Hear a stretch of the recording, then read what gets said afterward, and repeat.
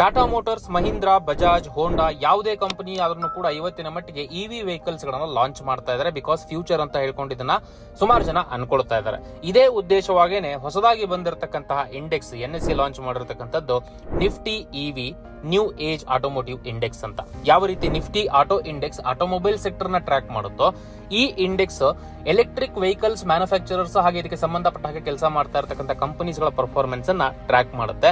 ಇದರಲ್ಲಿರ್ತಕ್ಕಂತಹ top sector representation ನೀವು ಗಮನಿಸ್ತಾ ಇರಬಹುದು. ಆಟೋಮೊಬೈಲ್ ಅಂಡ್ ಆಟೋ ಕಾಂಪೋನೆಂಟ್ಸ್ ಗೆ ಸಂಬಂಧಪಟ್ಟ ಹಾಗೆ 72% ನಷ್ಟು ಇದರಲ್ಲಿ ಕಂಪನೀಸ್ ಗಳಿರುತ್ತೆ ಇಂಡೆಕ್ಸ್ ಅಲ್ಲಿ. ಮಿಕ್ಕಿರತಕ್ಕಂಥದನ್ನ ಪಾಸ್ ಮಾಡಿ ನೀವು ಚೆಕ್ ಮಾಡಬಹುದು. ಟಾಪ್ ಕಾನ್ಸ್ಟಿಟ್ಯೂಯೆಂಟ್ಸ್ ಅಥವಾ ಯಾವ ಕಂಪನೀಸ್ ಗಳು ಮೇಜರ್ ಆಗಿ ಇಂಡೆಕ್ಸ್ ಅಲ್ಲಿ ಬರುತ್ತೆ ಅನ್ನೋದನ್ನು ಕೂಡ ಒಂದ್ಸತಿ ಚೆಕ್ ಮಾಡಬಹುದು. ಪಾಸ್ ಮಾಡಿ ನಾವು ತೋರಿಸ್ತಾ ಇದೀವಿ. ಇವಾಗ ಯಾರು ಇವಿ ಇಂಡಸ್ಟ್ರಿಯಲ್ಲಿ ಇನ್ವೆಸ್ಟ್ ಮಾಡಬೇಕು ಅನ್ಕೊಳ್ತಿದಾರೋ ಅಂತವರಿಗೆ ಡೆಫಿನೆಟ್ಲಿ ಹೆಲ್ಪ್ಫುಲ್ ಇಂಡೆಕ್ಸ್ ಇದಾಗಿರುತ್ತೆ ಟ್ರ್ಯಾಕ್ ಮಾಡ್ಲಿಕ್ಕೆ ಪರ್ಫಾರ್ಮೆನ್ಸ್ ಅನ್ನ. ಹಾಗೆ ಇದರ ರಿಲೇಟೆಡ್ ಬರ್ತಕ್ಕಂಥ ದಿನಗಳಲ್ಲಿ ETF ಹಾಗೆ ಮ್ಯೂಚುವಲ್ ಫಂಡ್ಸ್ ಗಳು ಡೆಫಿನೆಟ್ಲಿ ಬರ್ತಕ್ಕಂಥ ಪಾಸಿಬಿಲಿಟೀಸ್ ಗಳು ಇರುತ್ತೆ ಅಂತ ಹೇಳ್ಬೋದು. ನಿಮಗೆ ಏನನ್ಸುತ್ತೆ ಇಂಡೆಕ್ಸ್ ಬಗ್ಗೆ ಕಮೆಂಟ್ ಮೂಲಕ ತಿಳಿಸಿ. Next short